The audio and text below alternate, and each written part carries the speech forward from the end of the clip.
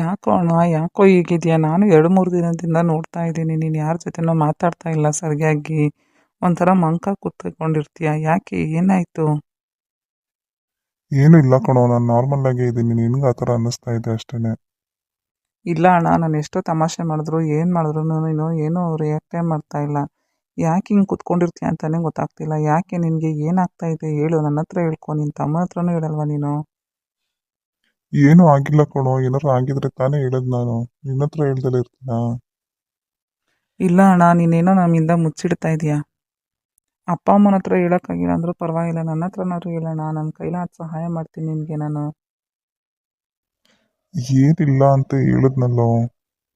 ಇಲ್ಲ, ನಾನು ನೋಡ್ತಾನೆ ಇದ್ದೀನಿ. ನೀನು ಅಪ್ಪ ಹೋಗಿ ಹುಡುಗಿ ಮನೇಲಿ ಮಾತಾಡ್ಕೊಂಬಂದಾಗ್ಲಿಂದನೂ ಈ ಥರನೇ ಇದೆಯಾ ನೀನು? ಅದಕ್ಕಿಂತ ಮುಂಚೆ ಚೆನ್ನಾಗೇ ಇದ್ದೆ ನೀನು. ಯಾವಾಗ ತ್ರಿವೇಣಿನೇ ಮದುವೆ ಮಾಡ್ಕೋಬೇಕು ಅಂತ ಅಂದರೂ ಆವಾಗ್ಲಿಂದ ನೀನು ಈ ಥರನೇ ಆಡ್ತಾ ಇದೀಯಾ? ಏನಾಗ್ತಿದೆ ನಿನ್ನ ಮನಸ್ಸಲ್ಲಿ ಹೇಳು ಅಣ್ಣ. ನಾನು ನಿನ್ನ ತಮ್ಮ ಅಂತ ಅಂದ್ಕೊಂಡು ಹೇಳ್ಬೇಡ, ಒಳ್ಳೆ ಗೆಳೆಯ ಅಂತ ಅಂದ್ಕೊಂಡು ಹೇಳೋಣ. ನಾವು ಯಾವಾಗಲೂ ಆ ಥರನೇ ತಾನೇ ಇದ್ದೀವಿ.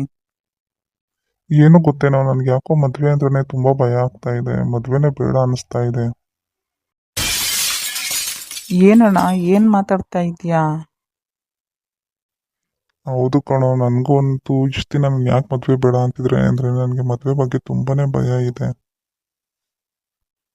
ಹೇಗಿರ್ತಾಳೋ ಏನೋ ಮದುವೆ ಆಗೋಳು, ನನಗೆ ಹೊಂದಾಣಿಕೆ ಆಗ್ತಾಳೋ ಇಲ್ವೋ, ನಾನು ಅವಳಿಗೆ ಹೊಂದ್ಕೊಳ್ತೀನೋ ಇಲ್ವೋ. ನಾವೆಲ್ಲ ನೋಡು ಎಷ್ಟು ಚೆನ್ನಾಗಿದ್ದೀವಿ, ಅವಳು ಬಂದಮೇಲೆ ನಮ್ಮ ಜೀವನ ಚೇಂಜ್ ಆಗ್ಬೋದು ಅನ್ಸುತ್ತೆ. ನಾನು ನೀನು ಎಷ್ಟು ಚೆನ್ನಾಗಿದ್ದೀವಿ, ಅಪ್ಪ ಅಮ್ಮ ಎಲ್ಲ ಎಷ್ಟು ಚೆನ್ನಾಗಿದ್ದೀವಿ ಅಲ್ವಾ? ಅದಕ್ಕೇನಣ್ಣ, ಅವರು ನಮ್ಮಲ್ಲಿ ಒಬ್ರಾಗಿರ್ತಾರೆ ಅಷ್ಟೇ. ಹಾಗಲ್ಲ ಕಣೋ, ನನ್ನ ಗೆಳೆಯರೆಲ್ಲ ನೋಡಿದ್ರೆ ಹೇಳೋದು ನೋಡಿದ್ರೆ ಭಯ ಆಗ್ತಾ ಇದೆ. ಅವರೆಲ್ಲ ಮದುವೆ ಆಗೋವರೆಗೂ ಖುಷಿಯಾಗಿ ಇದ್ರು, ಈಗಂತೂ ಯಾಕಾದ್ರೂ ಮದುವೆ ಆಗಿದ್ದೀನೋ ಅಂತ ಹೇಳ್ತಾ ಇರ್ತಾರೆ. ದಿನ ಬೆಳಗ್ಗೆ ಎದ್ರೆ ಗಲಾಟೆಗಳು ನಡೀತಾ ಇರ್ತೈತೆ ಅಂತ ಬಂದು ಆಫೀಸಲ್ಲಿ ಹೇಳ್ಕೊಂಡು ಬೇಜಾರು ಮಾಡ್ಕೋತಾ ಇರ್ತಾರೆ. ಅತ್ತೆ ಸೊಸೆ ಇದ್ರೆ ಅತ್ತೆ ಸೊಸೆ ಜೊತೆ ಜಗಳ ಮಾಡ್ತಿರ್ತಾರೆ, ಅವರಿಬ್ಬರ ಮಧ್ಯೆ ಹೊಂದಾಣಿಕೆ ಇರಲ್ಲ. ಇಲ್ಲ ಗಂಡ ಹೆಂಡತಿ ಇಬ್ಬರೇ ಸಪ್ರೇಟ್ ಇದ್ರೆ ಅವರಿಬ್ಬರ ನಡುವೆನೇ ಹೊಂದಾಣಿಕೆ ಇರಲ್ಲ. ಇಲ್ಲ ಮಕ್ಕಳ ವಿಚಾರಕ್ಕೆ ಗಲಾಟೆ ಆಗುತ್ತೆ. ಇಲ್ಲ ಯಾರಾದರೂ ಏನಾದರೂ ತಗೊಂಡ್ರೆ ಅದನ್ನ ನನಗೆ ಕೊಡಿಸ್ಲಿಲ್ಲ ಅಂತ ಹೆಂಡತಿ ಗಲಾಟೆ ಮಾಡ್ತಾಳೆ. ಬುರ್ಗಿದೆ ಗಲಾಟೆಗಳನ್ನ ಕೇಳಿ ಕೇಳಿ ನನಗಂತೂ ಮದುವೆನೇ ಬೇಡ ಅಂತ ಅನ್ನಿಸ್ತಾ ಇದೆ ಕಣೋ. ನನ್ನ ಕ್ಲೋಸ್ ಫ್ರೆಂಡು ಗೊತ್ತಲ್ಲ ನಿನಗೆ, ಅವನು ಈಗ ಮದುವೆ ಆಗಿ 6 ತಿಂಗಳಾಗಿತ್ತು. ಆಗಲೇ ಹೆಂಡ್ತಿ ನಾನು ನಿನ್ನ ಜೊತೆ ಇರಲ್ಲ, ನನಗೆ ಇಷ್ಟ ಇಲ್ಲ, ನಂಗೆ ಡೈವರ್ಸ್ ಬೇಕು ಅಂತ ಕೇಳ್ತಾ ಇದ್ದಾಳಂತೆ. ಅವನು ಎಷ್ಟು ಒಳ್ಳೆ ಹುಡುಗ, ನೀನು ನೋಡಿದ್ಯಲ್ಲ ಅವನ್ನ. ಅವ್ರ ಅಪ್ಪ ಅಮ್ಮನ ಜೊತೆ ಹೊಂದಾಣಿಕೆ ಆಗಲಿಲ್ಲ, ಸರಿ ಅಂದ್ಬಿಟ್ಟು ಬೇರೆ ಮನೆ ಮಾಡಿಸಿ ಇರಿಸಿದ್ರೆ ಗಂಡನ ಜೊತೆನೂ ಸರಿಯಾಗಿ ಹೊಂದ್ಕೊತಾ ಇಲ್ಲ ಅವಳು. ಅವನದೇನೋ ಹುಡುಗ ಬಿಡು, ಆ ಥರ ಆಯಿತು ಅಂದರೆ ನನ್ನ ಫ್ರೆಂಡ್ ರೋಸಿ ಇದ್ದಾಳಲ್ಲ, ಅವಳು ಗೊತ್ತಲ್ಲ ನಿನಗೆ. ಅವಳ ಗಂಡನೂ ಅಷ್ಟೇ ಚೆನ್ನಾಗಿ ಕುಡ್ಕೊಂಬಂದು ಹೊಡಿತಾ ಇರ್ತಾನಂತೆ, ಯಾವಾಗಲೂ ತುಂಬ ಹಿಂಸೆ ಕೊಡ್ತಾ ಇರ್ತಾನಂತೆ. ಅವಳು ತಂದಿದ್ದ ಸಂಬಳ ಎಲ್ಲ ಅವನ ಕೈಲೇ ಕೊಡ್ಬೇಕಂತೆ. ಅವನು ಎಲ್ಲ ಕುಡಿದು ಖಾಲಿ ಮಾಡ್ತಾನೆ ಅಷ್ಟೇನೆ. ಮತ್ತೆ ಇವಳು ಸಾಲ ಮಾಡ್ತಾಳೆ ಏನಾದ್ರು ಬೇಕು ಅಂದಾಗ. ಇಲ್ಲಿ ಯಾರು ಸರಿ ಯಾರು ತಪ್ಪು ಅಂತಾನೆ ಹೇಳಕ್ಕಾಗಲ್ಲ. ನನಗಂತೂ ಮದ್ವೆನೇ ಬೇಡಪ್ಪ, ಇದೇ ಜೀವನ ಆರಾಮಾಗಿದೆ ಅನಿಸ್ತಾ ಇದೆ. ಅಣ್ಣ, ಎಲ್ಲರ ಜೀವನನೂ ಆ ಥರನೇ ಇರುತ್ತಾ? ಸುಮ್ಮನೆ ಇರು, ನೀನು ಯಾಕೆ ಅಷ್ಟೊಂದು ಹೆದರ್ಕೊಂತೀಯ ಮದುವೆ ಅಂದರೆ? ಸರಿ ಅದೆಲ್ಲ ಹೋಗ್ಲಿ, ನನ್ಗಿಷ್ಟ ಆಗಿರೋ ಹುಡುಗಿನಾದ್ರೂ ಮದ್ವೆ ಆಗೋಣ ಅಂತ ಅಂದ್ರೆ ಏನಣ್ಣ, ಏನು ಮಾತಾಡ್ತಾ ಇದೀಯ ನೀನು? ಏನಿಲ್ಲ ಕಣೋ, ಏನಂದೆ, ನಾನೇನಂದೆ? ಅಲ್ಲ ಅಣ್ಣ, ನನಗಿಷ್ಟ ಇರೋ ಹುಡುಗಿನಾದ್ರು ಅಂದರೆ ಯಾರನ್ನಾರ ಇಷ್ಟಪಡ್ತಿದ್ಯಾ ಏನು ಹೇಳು ನನ್ನ ಹತ್ರ. ನಾನು ನಿನಗೆ ಆ ಹುಡುಗಿ ಜೊತೆನೇ ಮದುವೆ ಮಾಡ್ತೀನಿ. ಅಪ್ಪ ಅಮ್ಮನ್ನು ನಾನು ಒಪ್ಪಿಸ್ತೀನಿ ಅಣ್ಣ. ಹೇಳು ಯಾರ ಹುಡುಗಿ ಅಂತ. ನೀನು ಈ ಥರ ಬೇಜಾರು ಮಾಡ್ಕೊಂಡಿರೋದಂತ ನನ್ನ ಕೈಲಂತೂ ನೋಡೋಕ್ಕಾಗಲ್ಲ ಅಣ್ಣ. ಹೋಗ್ಲಿ ಬಿಡೋ, ನನ್ನ ಜೀವನದಲ್ಲಿ ಏನಾಗಬೇಕು ಅಂತ ಇರುತ್ತೋ ಅದಾಗತ್ತೆ ಅಷ್ಟೇ. ಹೇಳಣ್ಣ, ಏನಂತ ಹೇಳು. ಯಾವ ಹುಡುಗಿ ಇಷ್ಟ ಆಗಿರೋದು ನಿನಗೆ? ಯಾರು ಅಂತ ಹೇಳಣ್ಣ, ನೀನದು ಯಾರು ಅಂತ. ನನಗೇನೋ ತ್ರಿವೇಣಿ ಅಂದರೆ ಸ್ವಲ್ಪನೂ ಇಷ್ಟ ಇಲ್ಲ ಕಣೋ. ನಾನು ಕೋಮಲನ್ನ ಮದುವೆ ಆಗಬೇಕು ಅಂತಲೇ ಅಂದ್ಕೊಂಡಿದ್ದಿದ್ದು. ಅವಳನ್ನ ನೋಡ್ದಾಗ್ಲಿಂದ ನನಗೆ ಅನ್ನಿಸ್ತಾ ಇತ್ತು ಅವಳು ತುಂಬ ಒಳ್ಳೆ ಹುಡುಗಿ, ಅವಳ ಜೊತೆ ಜೀವನ ಮಾಡೋದು ತುಂಬ ಚೆನ್ನಾಗಿರುತ್ತೆ ಅಂತ. ಆದರೆ ಅಪ್ಪ ನೋಡಿದ್ರೆ ಇವಾಗ ತ್ರಿವೇಣಿನೇ ಮದುವೆ ಮಾಡ್ಕೊ ಅಂತ ಹೇಳ್ತಾ ಇದ್ದಾರೆ. ನೀವು ಎಲ್ಲ ಮನೇಲಿ ಅವ್ರನ್ನೇ ಒಪ್ಕೊಂಡಿದ್ರಲ್ಲ, ಸರಿ ನಾನೊಬ್ಬ ಮಾತ್ರ ಯಾಕೆ ಬೇಡ ಅನ್ನೋದು ಅಂದ್ಕೊಂಡು ನಾನು ಸುಮ್ಮನಾದೆ. ಆದರೆ ಅಪ್ಪ ಹೋಗಿ ಮಾತಾಡ್ಕೊಂಡು ಬಂದ್ಮೇಲಂತೂ ನನಗೆ ಇನ್ನೂ ಒಂಥರ ಬೇಜಾರಾಗ್ತಾ ಇದೆ. ಏನೋ ಕಳ್ಕೊತಾ ಇದ್ದೀನಿ ಅನ್ನೋ ದುಃಖ ಆಗ್ತಾ ಇದೆ ನನಗೆ. ಅಲ್ಲ ಅಣ್ಣ, ಈ ವಿಚಾರನ ಮನೆಯವ್ರ ಹತ್ರ ಹೇಳೋಕ್ಕಾಗಿಲ್ಲ ಅಂದರೂ ಪರವಾಗಿಲ್ಲ, ನನ್ನ ಹತ್ರನಾದರೂ ಹೇಳ್ಬೇಕಾಗಿತ್ತು ಅಲ್ವಾ ಅಣ್ಣ ನೀನು? ಅಪ್ಪ ಅಮ್ಮ ಏನು ಯಾವತ್ತೂ ನಿನ್ನ ಆಸೆಗೇನು ಅಡ್ಡಿ ಬರಲ್ಲ, ಗೊತ್ತಲ್ವಾ ನಿನಗೂ ಅದು. ಬಿಡೋ, ಈಗೆಲ್ಲ ಆಗೋಗಿದೆ, ಅದ್ರ ಬಗ್ಗೆ ಮಾತಾಡಿ ಏನೂ ಪ್ರಯೋಜನ ಇಲ್ಲ. ಆಗಲ್ಲ ಅಣ್ಣ, ನಾವಿಷ್ಟಪಟ್ಟವ್ರ ಜೊತೆ ಜೀವನ ಮಾಡಿದ್ರೆ ನಾವು ಸುಖವಾಗಿರೋದು. ಏನೂ ಆಗಿಲ್ಲ, ಇನ್ನು ಏನಾಗಿದೆ? ಅಪ್ಪ ಹೋಗಿ ಮಾತಾಡ್ಕೊಂಬಂದಿದ್ದಾರೆ ಅಷ್ಟೇ. ಅವ್ರ ಫ್ರೆಂಡ್ ಮಗಳು ಅಂತ ಗೊತ್ತಾಗಿದೆ, ಮಾಡ್ಕೋಬೇಕು ಅಂತ ಅಂದ್ಕೊಂಡಿದ್ದಾರೆ ಅಷ್ಟೇ ಅಲ್ವಾ, ಬೇರೆ ಏನೂ ಆಗಿಲ್ವಲ್ಲ. ಆದರೂ ಬೇಡ, ಯಾಕೆ ಅಪ್ಪ ಅಮ್ಮನ ಮನಸ್ಸನ್ನ ನೋವು ಮಾಡೋದು? ಅಪ್ಪ ಅಮ್ಮಂಗೆ ಏನಕ್ಕೆ ಮನಸ್ಸು ನೋವಾಗುತ್ತೆ? ಅಪ್ಪ ಅಮ್ಮಂಗೆ ಏನಿದ್ರು ಮನೆಗೆ ಸೊಸೆ ಬರಬೇಕು, ನಿನಗೆ ಹೆಂಡ್ತಿ ಬರಬೇಕು ಅಷ್ಟೇ ಅಲ್ವಾ ಇರೋದು. ನೀನು ತಾನೇ ಅವ್ರ ಜೊತೆ ಜೀವನ ಮಾಡೋದು. ಇವನು ಇಷ್ಟಪಟ್ಟಿರೋ ಹುಡುಗಿನ ಮದುವೆ ಮಾಡಿಸಿದ್ರೆ ನೆಕ್ಸ್ಟ್ ನಾನು ಇಷ್ಟಪಟ್ಟಿರೋ ಹುಡುಗಿ ಮದುವೆ ಆಗೋಕ್ಕೆ ಇವನು ಸಹಾಯ ಮಾಡ್ತಾನೆ. ಎಷ್ಟೇ ಆದರೂ ನಮ್ಮ ಅಣ್ಣ ಅಲ್ವಾ, ಅವನು ಚೆನ್ನಾಗಿದ್ರೆ ನನಗೂ ಖುಷಿನೇ.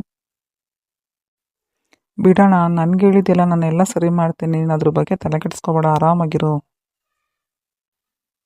ಬೇಡ ಕಣೋ, ಏನು ಮಾಡೋಕೆ ಹೋಗ್ಬೇಡ. ಯಾಕೆ ಅಂದರೆ ಅಪ್ಪ ಅಮ್ಮಂಗೆ ಆಗ್ಲೇ ಅವರ ಫ್ರೆಂಡ್ ಮಗಳನ್ನ ಮಾಡ್ಕೋತಿದ್ದೀನಿ ಅನ್ನೋ ಖುಷಿ ಇದೆ. ಮತ್ತೆ ನಾನೀಗ ಹೋಗಿ ಬೇಡ ಅಂತ ಅಂದರೆ ಅವರು ಮಾತು ಕೊಟ್ಟು ಬಂದಿದ್ದಾರೆ. ನನ್ನಿಂದ ಅವ್ರ ಫ್ರೆಂಡ್ಶಿಪ್ ಹಾಳಾಗೋದು ನನಗಿಷ್ಟ ಇಲ್ಲ. ಆ ಥರ ಎಲ್ಲ ಏನೂ ಆಗಿಲ್ಲ, ಸುಮ್ಮನೆ ಇರ್ತೀಯ ನೀನು.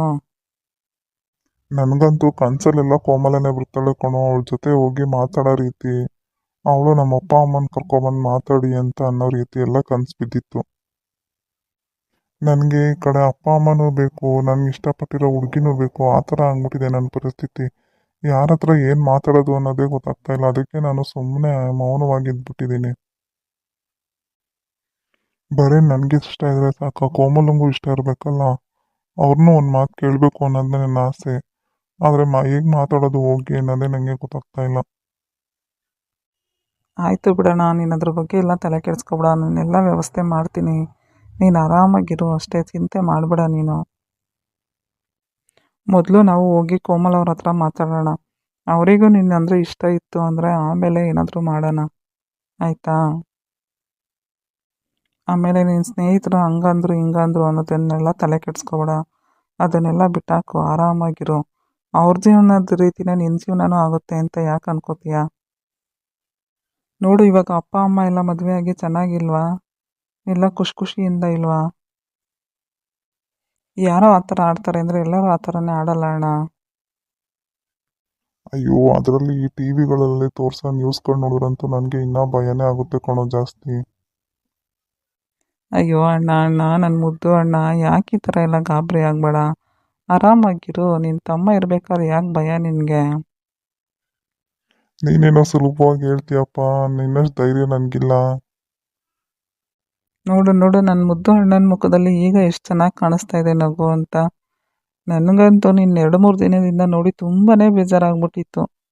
ಮಾತಾಡಿದ್ರು ಮಾತಾಡ್ತಿಲ್ಲ, ಏನಾಯಿತು ಅಂತ ಕೇಳಿದ್ರು ಹೇಳ್ತಾ ಇಲ್ಲ, ಸುಮ್ಮನೆ ನಿನ್ನ ಪಾಡಾಗಿ ನೀನು ಇರ್ತಾ ಇದ್ದೆ.